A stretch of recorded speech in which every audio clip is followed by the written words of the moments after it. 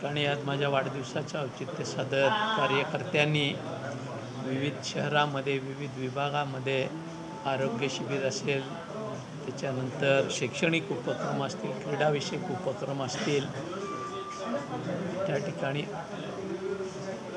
नेत्ररोग चिकित्सा शिबिर असतील, असे विविध उपक्रम संपूर्ण तालुक्यामध्ये आयोजित केलेले आहेत. आज ज्या विखे हायस्कूलमध्ये आपण बसलो आहे त्या ठिकाणी टाटा स्ट्राईव्हच्या माध्यमातून प्रशिक्षण व रोजगार मेळावा आयोजित केलेला आहे. तद्वत महाआरोग्य शिबिरही आयोजित केलेलं आहे.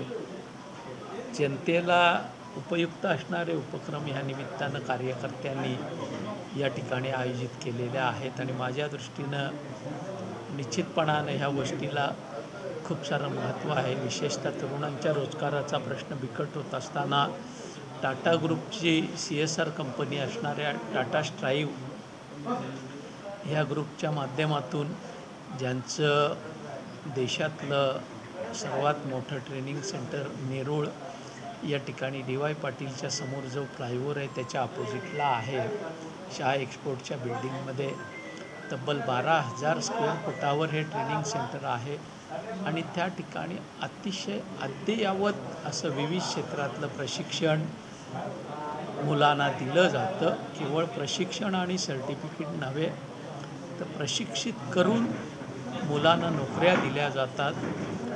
वर्षभर ह्या मुलांचं पुन्हा मॉनिटरिंग केलं जातं की बाबा तुझी नोकरी व्यवस्थित चालू आहे का, तुला काही अडचण आहे का, काही मदत हवी का, कुठं काय पगारवाढ वगैरे झाली का, आणखी कुठं दुसरीकडं जॉब स्विच केला आहे का.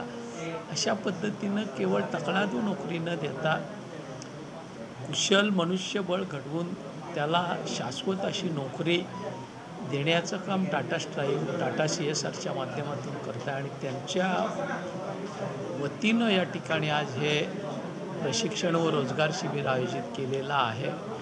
निश्चितपणानं ह्या उपक्रमाचा तरुणांना निश्चित मोठा फायदा होईल आणि भविष्यात हा उपक्रम कायमस्वरूपी चालू ठेवण्याचा मानस माझ्या मनामध्ये आहे.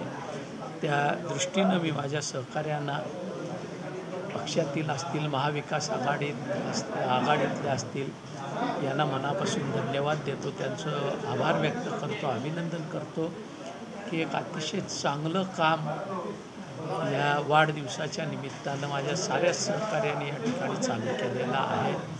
हे काम अधिक चांगल्या पद्धतीनं करून आपल्या या परिसरातील तरुणांना, रुग्णांना, ज्यांना डोळ्याचे विकार आहेत त्यांना मदत करण्याचं काम आणखी व्यवस्थितरित्या आणि चांगल्या पद्धतीने करण्याचा आमचा मानस आहे.